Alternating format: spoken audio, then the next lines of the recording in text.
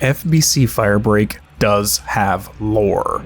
Maybe it does not include as much world building as Control or follow a standard narrative structure like Alan Wake, but it is there. Leading up to the game's release, the promotional material was sparse on story. The ever-expanding universe that Remedy is building is, after all, what makes them unique. So the question both before and after release came down to whether this was essentially the RCU's bottle episode. Self-contained and ultimately playing no role in the grand scheme of things. As a Remedy lore hunter, I made it my mission to dissect what information we do have to see what it all adds up to. Luckily, what we have is less of a bottle episode, but more of an interquel between Control 1 and 2, much like American Nightmare and the AWE DLC was for Alan Wake. For anyone coming here to get backstory and ramifications for the missions we have so far, not in this video. For anyone who expects an analysis of the new altered items or updates to the old ones, I say, again, not in this video. Today we are focusing more on the characters, the events leading up to and occurring, and the mental state of the survivors. After all, these are the most important bits. All the rest is window dressing. So, let's go. 6 long years have passed since the building lockdown was enacted. Agents stuck at work for nearly 2,000 days are understandably not having a good time. Tensions are more than bubbling up. They are going supernova. While this can be attributed to simple frustration, there is also a medical basis for this. The absence of sunlight leads to deficiencies in various hormones such as serotonin, melatonin, along with vitamin D. These are essential for regulating bodily functions such as our circadian rhythm and emotional regulation. Given the high stress circumstances surrounding the lockdown, the hiss invasion, threat of the mold, and all of the new dangers this game deals with, I don't need to explain why healthy emotional regulation is crucial. It is likely why Hank puts out a memo that everyone continue taking their vitamin D pills. Remember to pop those vitamin D tablets, folks. However, there is no mention of serotonin and melatonin being supplemented. Without these neurotransmitters, the survivors in the house will never be able to properly manage their stress responses to crisis. This includes impairment to motor skills, cardiac function, and ultimately contributes to anxiety, depression, aggression, and cognitive decline. In severe cases, it can lead to panic disorders, social anxiety disorders, or even suicidal behaviors. Given everything the FBC has to endure, this is a serious issue that, if not remedied, may cause the house to collapse. Not from the threat of extra-dimensional forces, but because by their own hands. So far, it appears that most of the survivors rely on hangman humor, novelty, and absurdity, because if they had to pause and examine the seriousness of their predicament, it would break them. Back in 2019, Ati went on his well-earned vacation, leaving the maintenance of the oldest house to his new assistant. Since then, it appears that entropy is degrading the place at a faster rate than can be managed. While the clog has not been seen, so far, other reoccurring cleanup tasks have emerged. For the most part, each of the missions is a janitorial task that likely would not have gotten out of control if our resident tango lover were still clocked in. The furnace, the leeches, and the sticky notes definitely sound like something he would have been on top of. Without his expertise in these matters, the survivors must act as a force of negentropy to keep its spread neutral, since exterminating it has proven ineffective as of yet. For 2 of the missions, the trouble arose due to the tantrums thrown by a pair of new altered items. AI-55, the radio loop antenna, aka the ham radio, and AI-38, the Condor Ascender ski lift. If only our resident altered item whisperer had a permanent plan for these. Speaking of which, where is Langston? Hank mentions him at some point as Find that weird panopticon guy. But it really seems like this is something that he should be involved in. After all, he is in charge of the panopticon and all altered items. Previously, he has boasted that he has a unique connection with them, which includes empathy for their volatile moods. The ski lift only requires annual human sacrifice to keep it under control. Given the fact that they are using mannequins as a facsimile to a person, this should be a relatively easy thing to do. As of now, there is no evidence the hiss has corrupted the ski lift, so where did the failure in this ritual occur? In regards to the ham radio, it appears 2 researchers checked it out of the panopticon in an attempt to abuse its power to escape the house. Whether this would work or not is not known, but I would argue this possibly could have given a window for the Hiss to escape as well. Not a good plan. The biggest concern I have here is that this requisition would have had to be approved by the Panopticon supervisor. Given the situation, why did Langston do this? And on that topic, why are so many altered items running loose like the Wolf Globe, the Ramen Lantern, or the Rubber Duck? All of these were previously contained and returned by Jesse after they got out in 2019. While I don't want to apply allegations here, it is worth noting that Langston is the author of the Tennyson Report. He fully believes that the Bureau's over-reliance on science has blinded them to the mystical forces that they contain. It also expresses an attempt to undermine the anti-esoteric management of paranatural forces. Again, no accusations, just a data point.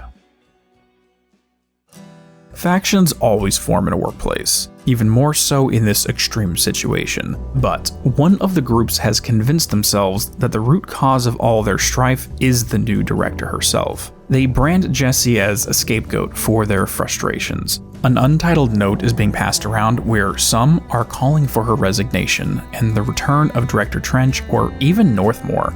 While the former is already dead, the latter is still alive and would be more than happy to reclaim his former position. While those of us who have played Control will spring to Jesse's defense, it is not unexpected. Their conclusion is understandable, despite its inaccuracy. From their perspective, a new director is appointed, and at the same time, the Hiss invade, and the building goes on lockdown. Since then, things have only gotten worse. It's a simple equation for most. New administration, and now I'm trapped here. Any information to the contrary is essentially redacted. I guarantee Trench's involvement in causing the invasion is classified. Given that Jessie was alone when she discovered him with a gunshot wound, I can imagine some people would talk about whether or not she had a hand in his resignation. While this belief can be harbored, their desire to reinstate Northmore is a horrible plan. One, he was dangerous before and now he has likely lost his mind. But two, he is powering the entire house from his sarcophagus chamber, so removing him would be akin to turning off the power. If they did not have enough problems, this would be the final nail in the coffin. One decision that Director Faden made that could raise some eyebrows was a new initiative that she greenlit 3 years into the lockdown in September of 2022, the Altered Material Utility Initiative, the goal of which was contrary to the Bureau's mission statement of securing and containing altered items. Instead, she had her team try to use them for our benefit. Likely, the idea came from her reliance on objects of power. The difference being is OOPs are bound to the user and their power is fully under one's control. Altered items, on the other hand, are more volatile, so the power cannot be controlled, merely directed somewhere while the person hopes not to cause any crossfire. We know this occurs since using these altered item abilities causes friendly fire and can even kill the person using it. Some older agents would see this as a huge risk, considering it goes completely against all prior protocols. If what we have been told is correct, these objects are holders of paranatural forces. They can think and have desires. Trench called them old gods that are used to being worshipped in one form or another. If we do the opposite and begin treating them as servants, this may cause them to become resentful and angry. While we have no evidence of this, it makes me wonder if the reason we have so many altered items causing mayhem was because those participating in this initiative could not control them. In which case, we must ask, did this decision cause more harm than good? BlackRock has always been an essential resource for the Bureau. It is needed for, well, basically everything. It is a root component for HRA production. Without that, the Hiss will consume everyone before they can blink. It is used to create containment cells for altered items and other paranatural material. While the game has not addressed this specifically, we know that a lone researcher in the Lake House facility developed BlackRock weaponry. One of the upgrades even mentions BlackRock ammunition in this game. This is yet another strain on the resource that is essential for survival. On top of this, we see vast quantities being used to feed the furnace. Leeches in the quarry are eating and destroying the mineral, making it inert. If the resource needed for basic survival are depleted, then it won't matter how brave or smart the Bureau is, it will be game over. Behind the backdrop of all of this are our two primary characters, Hank Flowers and Jerry Standish. Story-wise, they are the two driving forces behind Firebreak, but at the periphery, they tell us a lot. For starters, Jerry runs the training puppet shows with the help of Bethany Harrington from Parapsychology. Out of all the people who died in the Hiss invasion, the creator of the bleeding Threshold kids had to survive. When making the request to make the puppet show, Jerry mentions that if it were not for grooming standards at the Bureau, he would have a tattoo of Mr. Bones. Despite this lighthearted factoid, the reality of 6 years in lockdown hits him hard. Outside of work, he has a few kids that are wondering what happened to their father. There is an emotional scene where he is making birthday cards for them. He does this annually so that if he ever gets out, he can show them that he never forgot about them. In another scene, he wonders about the subjectivity of time, wondering if there is a time dilation inside the house, hoping that if they get out, no time has passed on the outside. Hank, on the other hand, was promoted to being the head of the Facility and Resource Deployment Service Division by a complete accident. It was his first day on the job, and instead of physically being in his department, he was elsewhere reading the employee manual. As a result, his entire department was killed, promoting him to the top with zero on-site training. I wonder how many other departments are now being run by people with less experience than we would like. What we know about him is he used to work on an oil rig, is likely originally from Utah, and is otherwise a typical blue-collar worker. Personality-wise, he appears to have little respect for regulations that he deems to be counterproductive to accomplishing the ultimate goal: freedom from the house. This led him to start Firebreak. It was initially under the radar before Jesse liked the idea and declared it a formal initiative. This is likely why he and Arish butt heads. The feud went so far that the head of security planted his own agent in Firebreak to keep an eye on him. At some point, something happened that caused him to be stuck within a mechanical containment sphere. While the details are classified, there is an inference that it involves a rogue altered item, yet another reason that these runaways need to be addressed. There is no confirmation if there is a chance for recovery or even what exactly happened. However, once the door to the oldest house is opened, he intends to never return, which is understandable. With all of this said, Firebreak feels more like a foundational work. Everything we have discussed takes the already messed up situation and amps it up to 11. We see the fallout from losing our janitor, how people's lives are ruined by the situation, a possible civil war within the Bureau itself, approving the use of altered items for fieldwork rather than the previous several administrations who focused more on locking them away.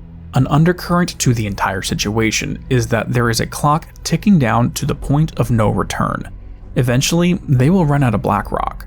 Eventually, they may run out of enough people to beat back all of these threats. Eventually, the Bureau may tear itself apart. Even if the Hiss are taken care of and the lockdown ends, all of these other problems have not yet been resolved. There will for sure be staffing issues after this. I guarantee that most of the employees will quit immediately. While the field agents who were lucky enough to be deployed outside of the house are still around, they have been without formal leadership for 6 years. We have seen once how the Lake House facility in Washington descended into chaos with no oversight.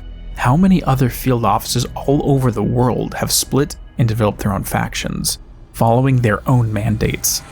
The chaos of the situation would absolutely cause some to take advantage. Considering the presence of the Blessed Organization out there, they likely benefited from the FBC being leaderless for over half a decade. Again, while this little PvE shooter may feel like a holding pattern while we wait for Control 2, it does a lot with what little it has, setting up the dominoes that will eventually be pushed over in time for the next crisis.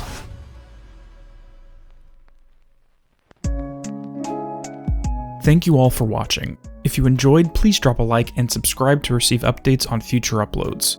If you would like to help support the channel, a Patreon has been set up and the link is in the description below. Have a great day and peace be with you all.